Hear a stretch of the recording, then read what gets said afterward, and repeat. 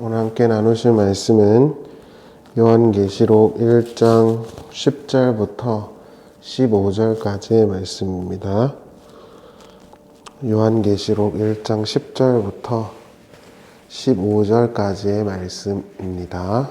제가 봉독하겠습니다.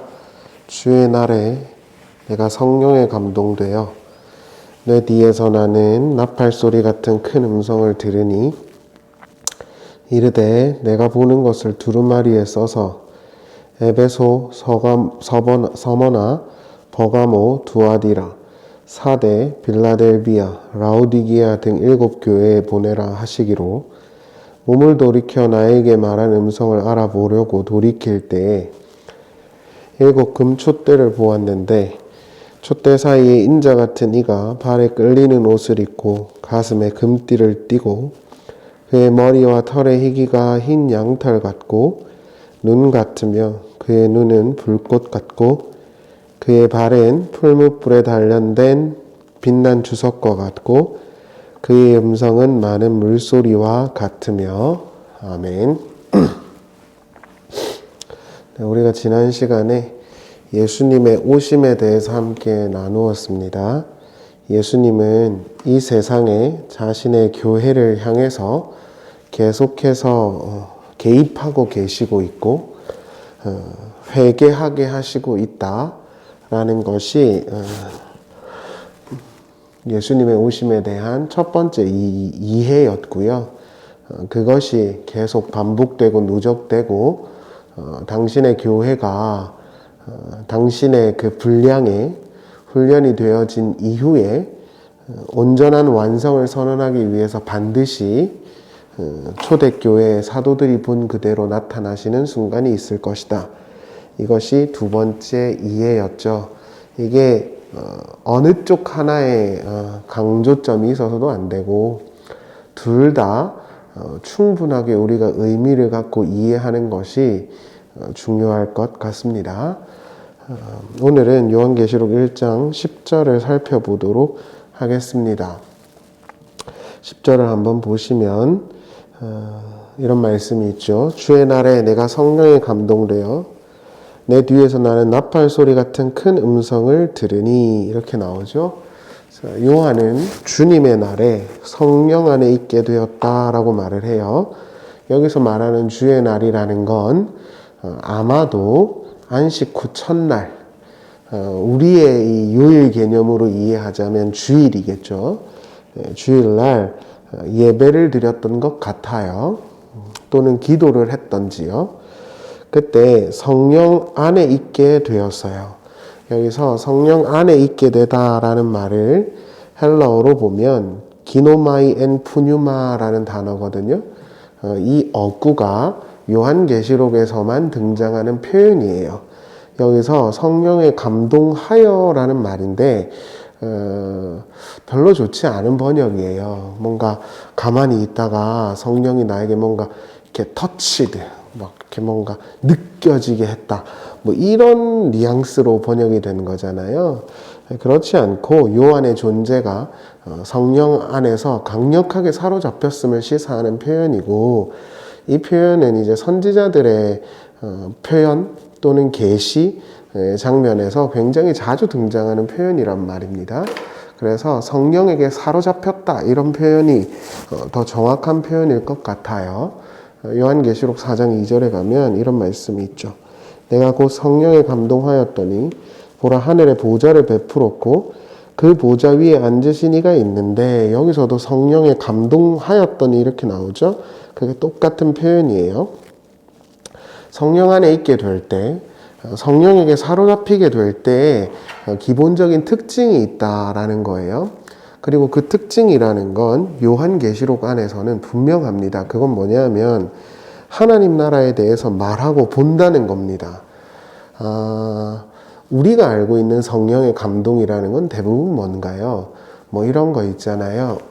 제가 얼마 전에 그것이 알고 싶다를 봤는데 어떤 목사가 젊은 그 여신도한테 성령의 감동이 하심이 있으면 뭘 좀 해라 뭐 이런 식으로 이야기를 하는데 그런 게 전형적으로 무당스러운 거예요.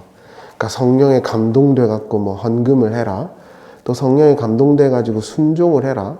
또 뭐 성령에 감동돼서 헌신을 해라. 뭐 이런 표현으로 한국 교회에서 많이 종종 사용되는 것 같은데 그런 게 전형적으로 무속적인 표현인 것입니다. 성경에서 말하는 그 성령의 감동이라는 표현은 적어도 요한계시록 안에선 하나님 나라에 대해서 깨닫게 되고 이해하게 되고 말하게 되는 것을 말합니다. 그러니까 이것 자체부터 우리가 잘 정립할 필요가 있어요. 그러니까 성령에 감동돼서 뭘 말한다, 성령에 감동돼서 뭘 했다, 여기에 있어서도 이건 굉장히 좋지 않은 점이 포함되어 있을 수 있다라는 거예요. 성령에 감동됐다는 건 내가 지나가다가 뭔가 깨달았다는 이 정도의 수준이 아닙니다. 자신의 삶이 어렵고 힘들지만, 자신의 현실이 녹록하지 않지만 자신에게 주어진 그 약속의 나라를 이해하고 보게 되고 말하게 되는 것이 성령에 사로잡힌 사람들의 특징인 거예요. 그래서 성령 충만한 사람들은 그 하나님 나라를 말하게 되고 꿈꾸게 되고 선언하게 돼 있어요. 그러니까 이게 요한계시록에서 나타난 성령의 감동의 표현이다, 이렇게 보시는 게 맞겠죠. 저는 이런 의미에서 우리가 성령의 지배하심을 받는 것이 굉장히 중요하다고 생각합니다. 우리의 현실이 녹록하지 않고 우리의 현실이 우리를 사로잡을 것처럼 우리를 위협할 수는 있지만, 그럼에도 불구하고 그런 현실 속에서 하나님 나라를 보고 꿈꾸게 한다는 건 성령의 능력이신 거거든요. 그게 선지자들이 경험했던 묵시적 어떤 프로세스고요. 하나님 나라에 대해서 말하고 또한 선언하는 이들에게 성령의 역사가 나타나게 되는데, 그것은 하나님이 그 사람을 강력하게 사로잡으셨음을 표현하는 것입니다. 이것을 강조하기 위해서 나타낸 표현이 뭐죠? 나팔 소리인 거예요. 요한계시록 1장 10절을 다시 볼게요. 주의 날에 내가 성령에 감동하여 내 뒤에 나는 나팔 소리 같은 음성을 들으니, 이렇게 나오죠. 나팔 소리에 대한 이해가 구약 성경에 2개 정도가 있을 것 같은데요. 하나는 하나님의 임재하심을 나타낼 때 항상 나팔 소리를 불었습니다. 두 번째는 여러분들이 아시다시피 이스라엘 회중들에게 하나님의 말씀을 선언하거나 모임을 모이게 하거나 이동하게 할 때 나팔 소리를 불었어요. 그래서 우리가 소위 알고 있는 나팔절의 개념이 여기서 이제 나오게 되는 것이죠. 적어도 요한이 들었던 나팔 소리라는 건 모세가 하나님의 임재하심 속에서 들었던 그 나팔 소리와 아주 유사해 보여요. 출애굽기 19장 16절을 보시겠습니다. 셋째 날의 아침에 우레와 번개와 빽빽한 구름이 산 위에 있고 나팔 소리가 매우 크게 들리니 진중에 있는 모든 백성이 다 떨더라. 모세가 하나님을 맞으려고 백성을 거느리고 진에서 나오매 그들이 산기슭에 서 있는데 시내산에 연기가 자욱하니 여호와께서 불 가운데 거기에 강림하심이라. 그 연기가 옹기가마 연기같이 떠오르고 온 산이 크게 진동하며, 이렇게 나오죠. 여기서 모세가 하나님을 맞이하러 나갔는데 거기서 나팔 소리 같은 소리를 듣게 되었어요. 그러니까 이 표현이 요한계시록에서도 그대로 들어온 것이라고 볼 수 있죠. 그러니까 항상 요한계시록을 해석함에 있어서 핵심은 뭐라고요? 구약 성경입니다. 구약 성경. 자꾸 뉴스 보면서 뭐 곡과 마곡이 어떻고 저떻고 이런 이야기 하는 사람들 다 이단 내지는 사입이에요. 구약 성경으로 요한계시록을 이해하시는 게 가장 안전하고 맞습니다. 앞서도 말씀드렸지만 요한에게 하나님은 성령을 보내셨어요. 그리고 하나님의 명령을 전파하게 하셨죠. 이게 하나님께서 신자들에게 임재하시는 목적이고 의도입니다. 하나님이 우리에게 성령을 부어주시는 건, 하나님이 우리에게 하나님의 계시와 진리를 알게 하시는 건, 나는 구원받았으니까 나는 천국 백성이야 라고 스스로 안도하게 하시기 위해서가 아니라 하나님 나라와 하나님의 그 진리를 다른 이들에게 전파하게 하시기 위해서 그렇게 하시는 겁니다. 그래서 성령을 받은 자들은 그 진리를 깨닫게 돼서 말하지 않을 수가 없게 되는 거예요. 근데 하나님의 그 말씀을 깨닫고 나는 너무 잘 숨겨져. 그럼 그 사람이 받은 그 명령과 진리라는 게 진리일 수 있는지 한번 잘 생각해 봐야겠죠. 요한계시록 1장 11절을 보세요.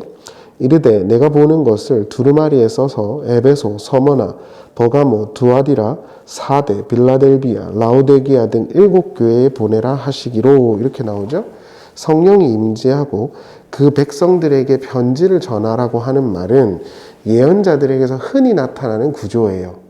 그러니까 구약 성경의 상당 부분을 엄청난 양을 차지하고 있는 선지서, 그 선지자들의 역할을 신약 성경에서 누가 하고 있는 거냐면 요한이 하고 있는 것입니다. 예레미야 36장 1절을 한번 보시죠. 유다의 요시야 왕의 아들 여호야김 제4년에 여호와께로부터 예레미야에게 말씀이 임하니라. 이르시되 너는 두루마리 책을 가져다가 내가 내게 말하던 날 곧 요시야의 날부터 오늘까지 이스라엘과 유다와 모든 나라에 대하여 내가 내게 일러준 모든 말을 거기에 기록하라.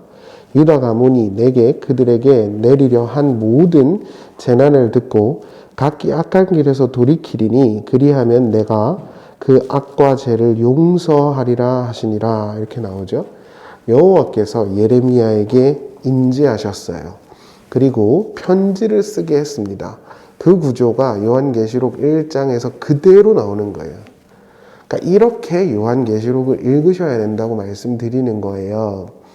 누차 말씀드리지만 자꾸 보여지는 현상이나 한문이나 심지어 헬라어를 한 단어 한 단어 파자하는 식으로 요한계시록을 읽는 것은 굉장히 위험하고 사적인 해석이에요. 그러니까 구약 성경에 그대로 나와 있는 표현을 옮겨서 쓰는 겁니다, 여러분. 그러니까 우린 그걸 잘 찾아서 정리하면 되는 거예요. 그리고 그 구약 성경의 의도를 정확하게 파악해서 읽으면 되는 거란 말입니다.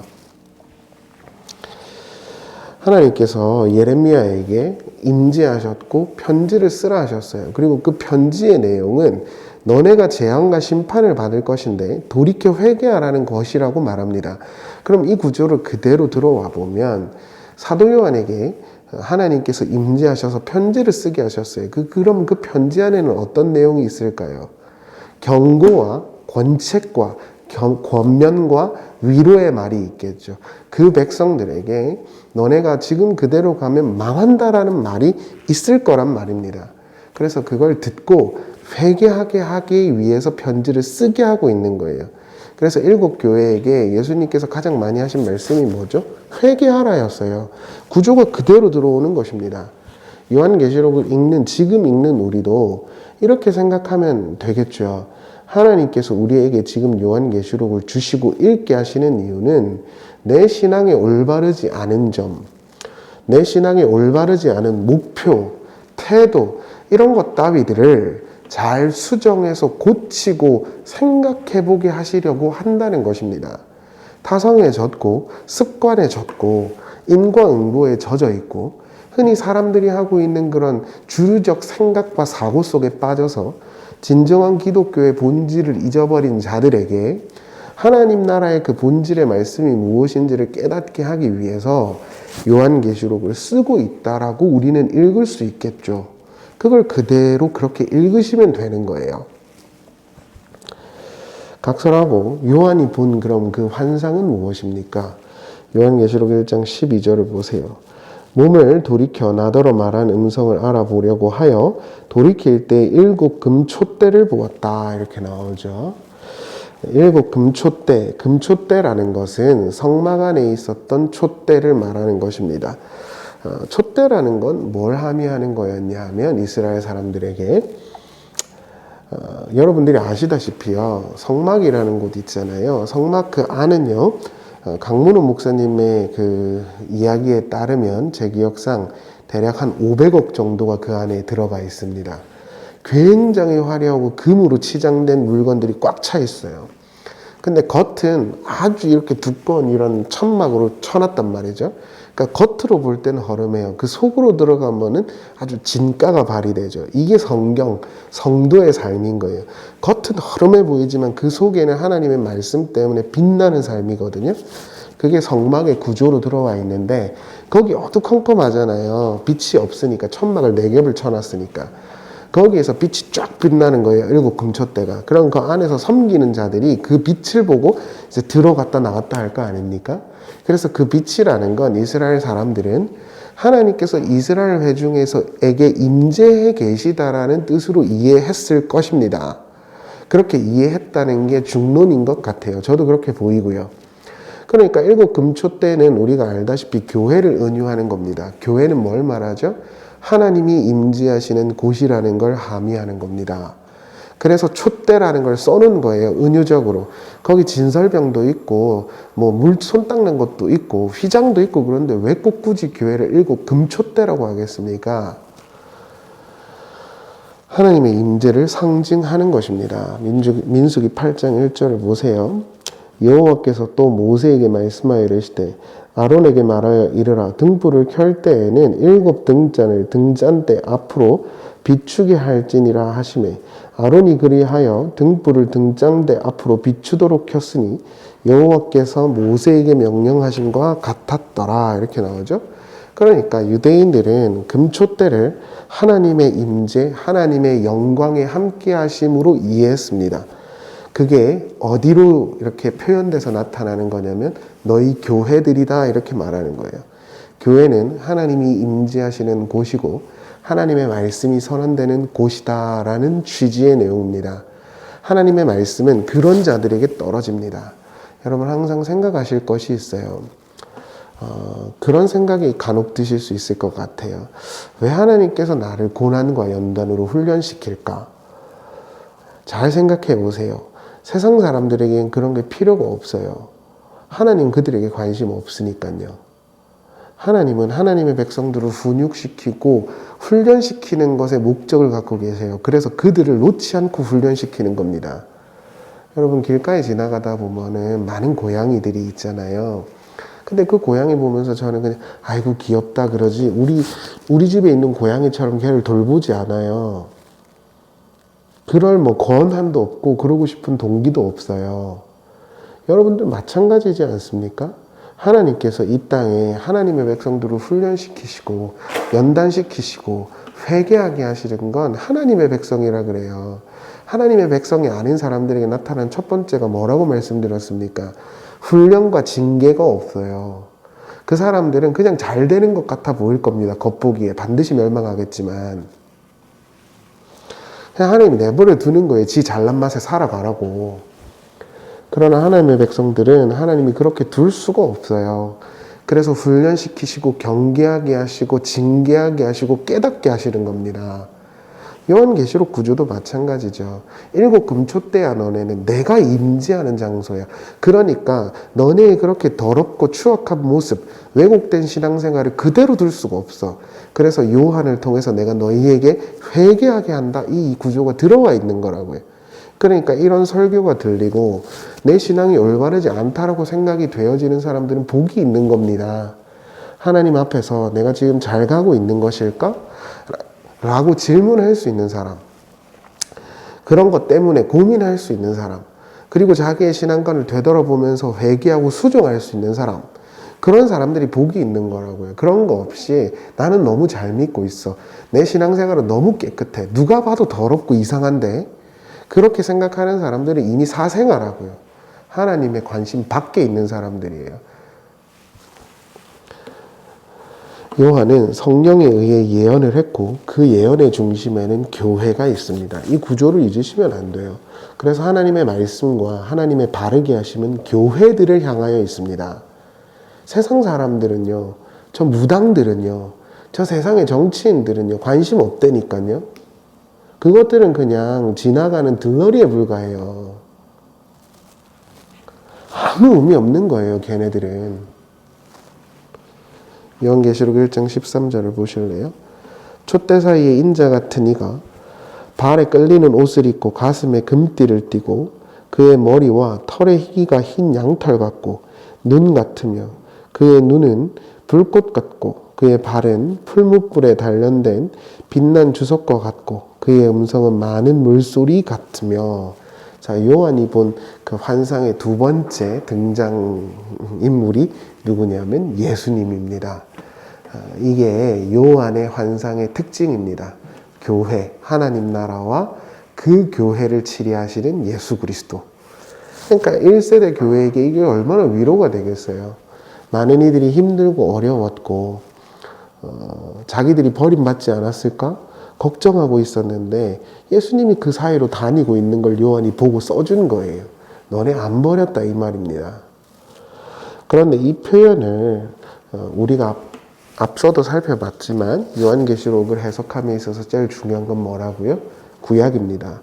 그럼 구약에서도 이 표현이 나오냐? 당연히 나오죠.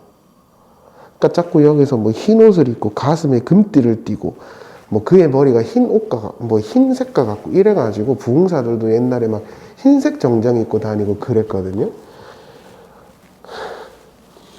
그러니까 멍청하면 무식하면 용감해지는 거예요.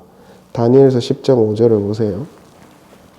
그때 내가 눈을 들어 본즉 한 사람이 세마포 옷을 입고 허리에는 우바스 순금띠를 띠었더라. 다 그 요한계시록 1장 13절 나왔던 내용을 기억하세요. 제가 영상 자막에 올려놓을 테니까. 옷을 입고 가슴에 금띠를 띠고 이것과 다니엘서 10장 5절에 나오는 세마포 옷을 입고 허리에는 우바스 순금띠를 띠었더라. 아주 유사한 구조로 나와 있죠. 또 보죠.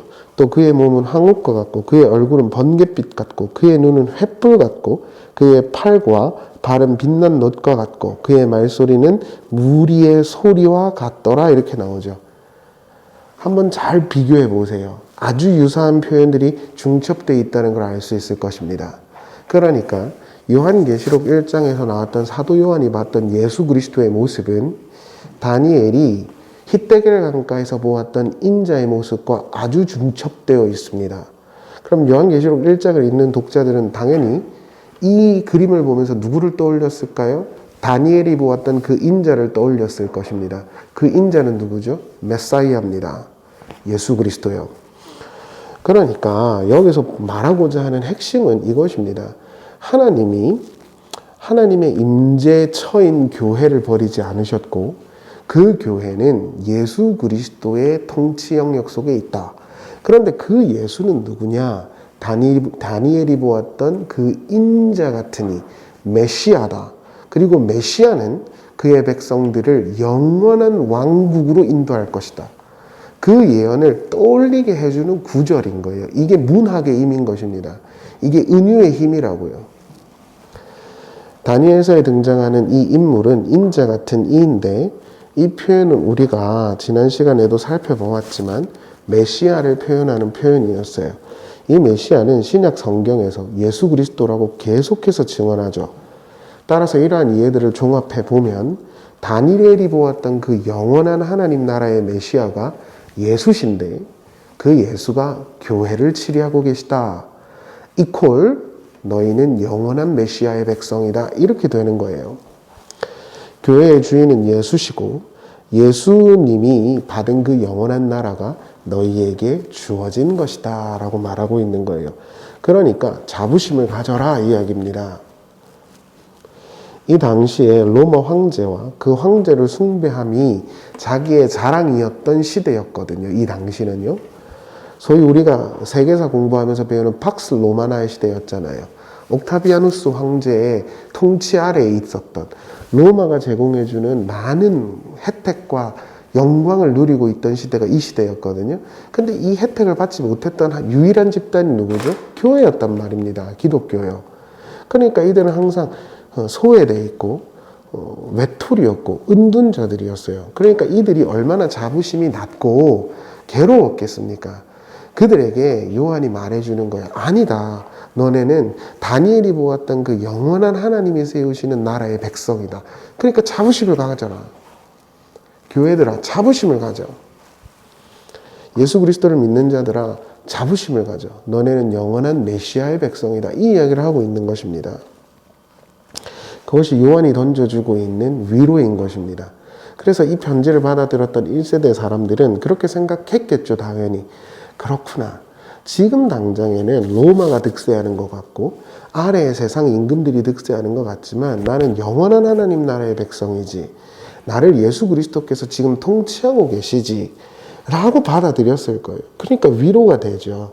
아, 이 소중한 직분, 이 소중한 부르심 절대 놓치지 말아야 되겠다. 이렇게 생각했겠죠. 그게 지금 요한이 던지고 있는 환상의 예언이고 위로인 것입니다. 말씀을 정리해 보죠. 사도 요한은 하나님의 성령에 의해서 감동되었습니다. 성령에 의해서 감동되고 사로잡힌 자들은 언제나 자신의 현실에 제한받지 않는 영원한 하나님 나라를 꿈꾸고 보게 되고 말하게 될 것입니다. 그게 성령 충만한 사람들의 특징입니다. 뿐만 아니라 그는 선지자들처럼 그의 진리를 그의 백성들에게 증언하게 되었습니다. 성령과 예언은 그 백성을 향한 하나님의 진리를 담고 있다는 것이 그대로 들어와 있는 것이죠. 따라서 성령에 의해서 지배받는 사람들은 늘 아버지 하나님 나라의 말씀과 진리를 사랑하게 돼 있고 현실이 어떻든지 간에 그걸 다른 이들에게 전하게 되고 본인도 바른 길로 지도받게 될 것입니다. 두 번째는 요한이 본 첫 환상은 교회와 예수 그리스도에 관한 것이었다는 것이었어요. 성령이 우리에게 알게 하시는 모든 예언과 환상과 신비로움은 예수와 교회에 관한 것이어야만 합니다. 요한은 예수께서 교회를 치리하고 계시고 그 예수는 다니엘이 예언했던 그 메시아, 영원한 아버지의 왕국을 이 땅에 세우실 분이라고 선언해 주고 있습니다. 그 예수 안에 교회가 있다는 것은 교회가 결국 예수와 함께 사라지지 않을 영원한 왕국을 받을 것임을 시사하고 함의하고 있는 것이죠.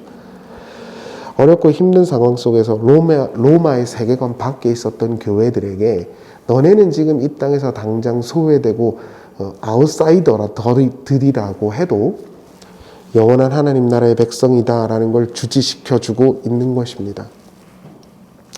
이 땅의 나라는 우리의 나라가 아니죠. 이 땅의 임금도 우리의 임금이 아닙니다. 궁극적으로 우리의 나라는 하나님의 나라고 우리의 임금은 오직 예수 그리스도밖에 없습니다. 그러니 이 땅의 일로 인해 너무 좌절하고 기뻐하고 환호하고 실망할 필요가 없어요. 우리는 우리의 부르심의 위치가 어디인지 잘 이해하고 하늘나라만 따라가면 됩니다. 그리고 그렇게 하나님 나라를 따라가게 될 때 우리가 받은 그 나라가 영원하다는 걸 반드시 깨닫게 될 것입니다. 하나님의 말씀과 진리로 인해서 괴로워하고 있는 분들이 있다면 여러분들이 하나님의 백성이기 때문에 그런 것입니다. 여러분들의 자녀를 여러분들이 훈육하고 훈계하고 가르칠 수밖에 없는 것처럼 하나님이 그 백성들을 포기하지 않고 훈육하시고 가르치시는 건 당연한 겁니다. 그러니 내가 사생아가 아니라는 것에 감사하고 그 시간을 잘 받아들이십시오. 그리고 그렇게 살아가는 것이 우리를 영원한 별과 같이 빛나게 할 것입니다. 지금 당장에 이 세상의 주류가 되지 않다 해도 실망하지 말자고요. 우리의 영원한 나라가 곧 올 것이니까요. 기도하겠습니다. 사랑하는 주님, 실망하고 낙심한 우리를 요한계시록의 말씀이 위로케 해주셔서 감사해요. 하나님, 지금 이 세상은 저마다 주류가 되려고 하고 주류인 사람들이 이끌어가는 시대입니다. 그리고 실제적으로 많은 교회들도 그런 주류 또는 기득권의 편승에 있는 것 같기도 합니다. 그러나 부족한 종이 알기론 진리의 말씀을 붙들고 있는 자들은 항상 이 사회에서는 외톨이와 같을 수 있고 약자와 같을 수 있을 것 같습니다. 사랑하는 주님, 그러나 우리가 영원한 하나님 나라를 받았다는 것을 잊지 않게 해주시고 그 영원한 하나님 나라를 추구하면서 세상 일에 일희일비하지 않고 우직하게 주어진 길을 잘 걸어갈 수 있게 해 주세요. 예수님, 말씀을 듣는 모든 분들에게 위로와 평강과 용기를 허락해 주세요. 예수님의 이름으로 기도합니다. 아멘.